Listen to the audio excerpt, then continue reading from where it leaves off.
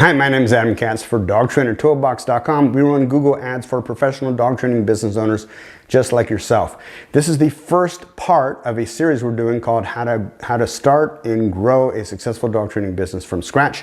We already did an intro video introducing this entire series. You can go back and watch it on our YouTube channel, Katz on Marketing, K-A-T-Z, Katz on Marketing, on YouTube. Or you can probably find it in the Dog Trainer Marketing group on Facebook, which is my group. We've got over 2,700 professional dog training business owners just like yourself, swapping secrets, tips, and strategies. It's free to join. Check it out when you have the time.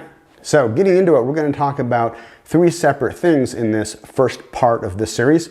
We're going to talk about, can you actually make money as a professional dog trainer, and what kind of money can you expect to make? Number two, we're going to talk about picking the right market. A market is either a city or part of a city if you're in a larger geographic area like Los Angeles or New York. And then number three, we're going to talk about how to pick a name for your dog training business. Let's get into it.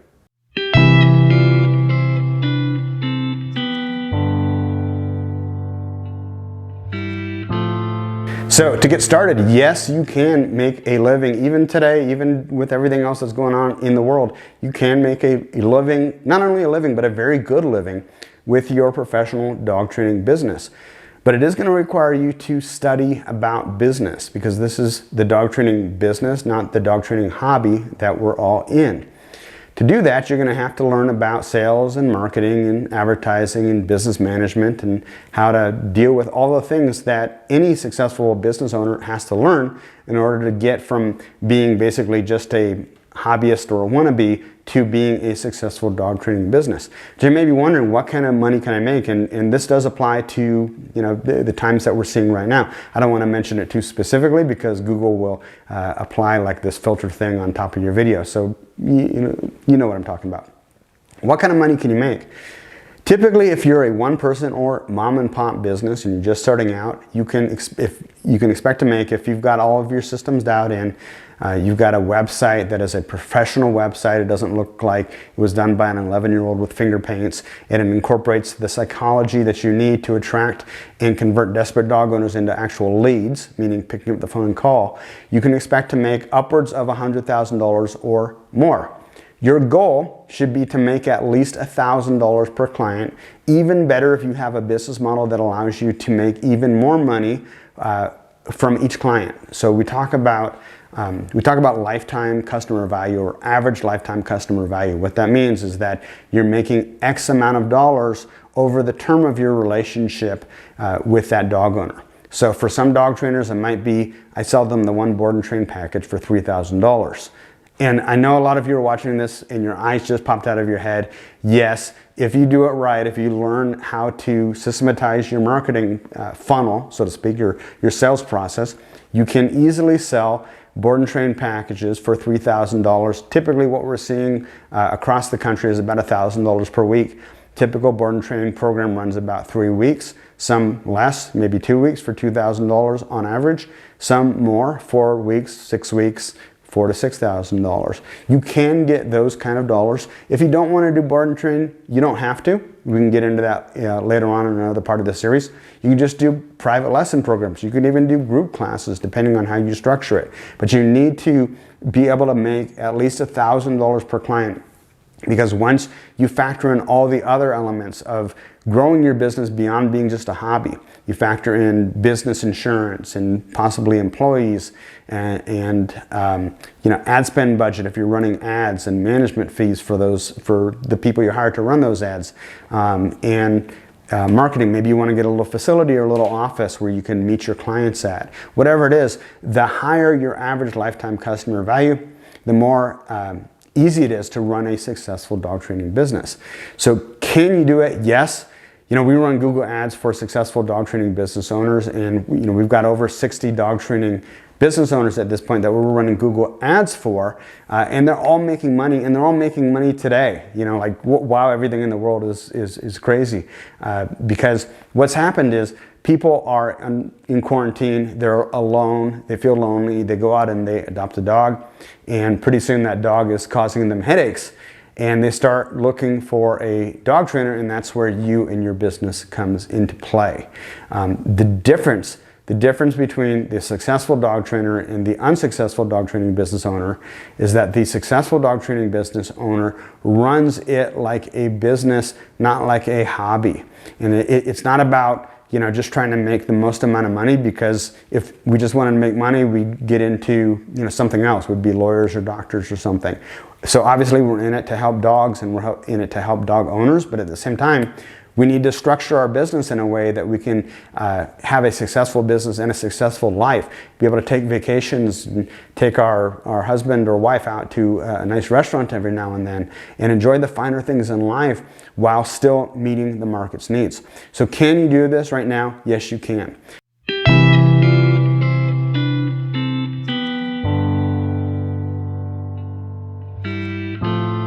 So let's get into the second point I wanted to cover in this video, which is how to choose a market. Again, a market is either a city or a section of a city. Here are my tips, 2 primary tips on selecting a market.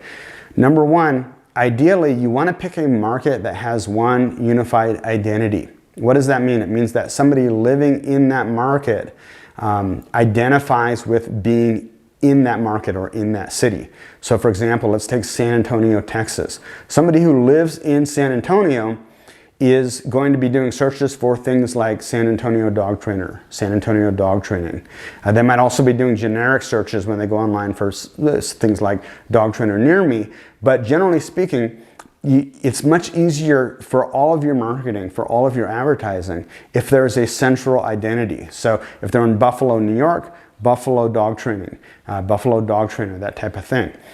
What you don't want, if possible, is you don't want to pick an area that is maybe has several different identities within it, or no cohesive city identity. So ideally, if I go into a new market, I want, you know, people living in, let's say, I live in Reno, Nevada, which is in northern Nevada, and there's a big community right next to Reno called Sparks. Reno has about 250,000 people. Sparks has about 200,000 people. But when you ask somebody, you know, like if you meet somebody in San Francisco, for example, and you say, where do you live? They basically say, I live in the Reno area. So when they go to Google, or when they go to, you know, wherever they're looking for a dog trainer, they identify as being from Reno. So that's the number 1 advice about selecting a new market. If you have the ability to, you know, pick the market that you're going to be starting your dog training business in. The other really important piece of advice is you want to pick an area with at least 300,000 people in the metropolitan area, preferably more, but not less than 300, maybe 250,000 if it's the right kind of area, but not less than that. Now, there are exceptions. Can you start a business in a smaller area? Yes, you can. You can have a successful business with an area of maybe 100,000 people. But picking an area with at least 300,000 people, it gives you more options. You're going to have more veterinary clinics that can refer you clients. You're going to have more ways to advertise. You're going to have the ability to run Google ads and have a professional like myself run those ads for you. Whereas if you're in a smaller area with, let's say, 50, 80,000, 100,000 people, the numbers don't quite work the same. Again, you can have a successful dog training business in a smaller area. It's a completely different strategy. What most of the people that I work with or that I know personally are doing. They're typically in larger markets of at least 300,000 people. So my advice, if you're choosing your market, if you have the ability to move or to pick one market versus another, would be to pick the market that has a cohesive identity, and then number 2, has at least 300,000 people.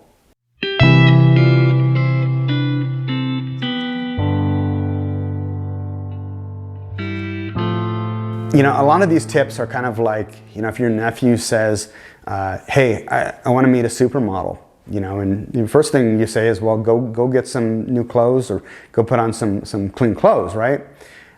Because if you walk outside and you have a stain, you know, like a Cheetos stain on your shirt, it's going to make it a little bit harder to, you know, meet a supermodel and marry a supermodel, right?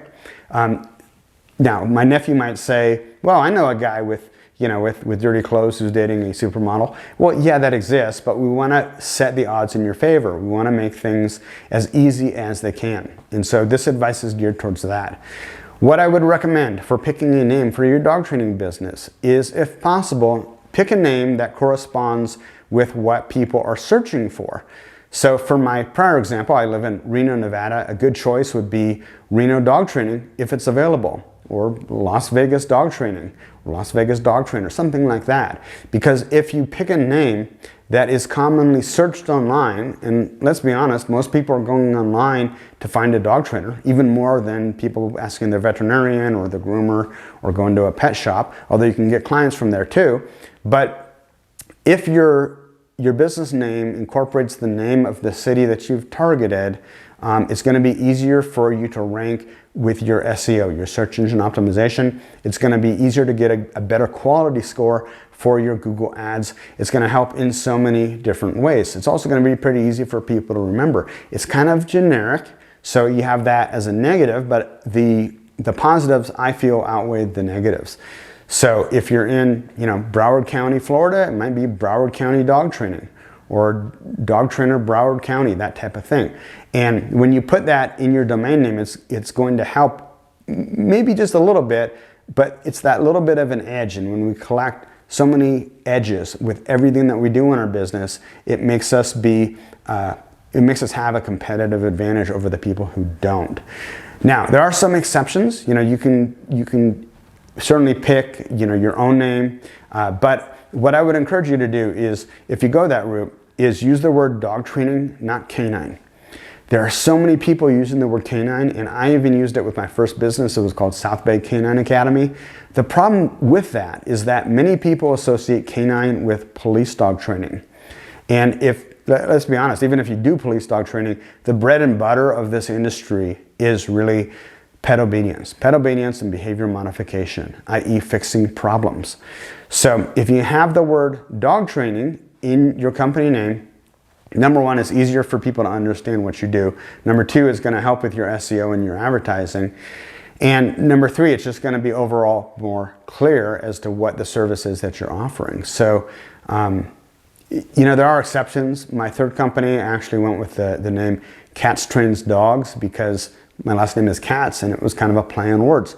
You do want to be careful about being too clever or too cutesy with your name. I think in retrospect, if I had it to do again, I probably would have chosen a name that incorporates the search term dog training, because it helps with all the rest of your online marketing. So those are my tips for today. Stay tuned for part 2 of this series. We'll probably have 7 or 8, maybe 9 different parts of this series, because there is a lot to cover. If you have any questions, you can ask questions or inside the Dog Trainer Marketing Group on Facebook. It's free to join. We've got over 2,700 professional dog training business owners just like yourself, swapping secrets and tactics. Like I said, just go to Facebook, type in Dog Trainer Marketing Group, and it's free to join. You press the submit button, and it'll ask you a couple of questions just to make sure you're not a robot or a spammer, and then we'll approve your membership, and you'll be in, and you could really learn a lot. It's really a wonderful resource because of the members. The members are truly open and giving and want to help you succeed. Also, if you're at the point, if you've already got a dog training business, but you need to get it to the next level, I found that Google Ads is one of the most effective ways to do that. The return on investment that we're seeing for our clients, and we're running campaigns for over 60 dog training business owners right now. Typically, we're seeing a 7 to 9 times return on investment. It works really well. If that sounds interesting to you, head on over to dogtrainertoolbox.com. In the upper left-hand corner, you'll see a box that says Expert Google Ads Management for Dog Trainers Only. Click on that box. Watch the video on that page, or if there's no video, there may just be text. Read through the text on that page. At the bottom, you'll see a link or a button to schedule a free 30-minute call with me. Only schedule a free call with me if you're ready to start running Google Ads, or if you want to learn more about what we're doing with Google Ad campaigns. This is not a free coaching kind of thing. It's specifically for getting you to the next level with your dog training business by using Google Ads. And it's a 100% done for you, completely soup to nuts. We take care of everything. All you got to do is really answer the phone, and it works really well. Check it out if you want to grow your dog training business and get desperate dog owners to call you each and every day, each and every week, and each and every month. I'm Adam Katz for dogtrainertoolbox.com. Talk to you soon, guys.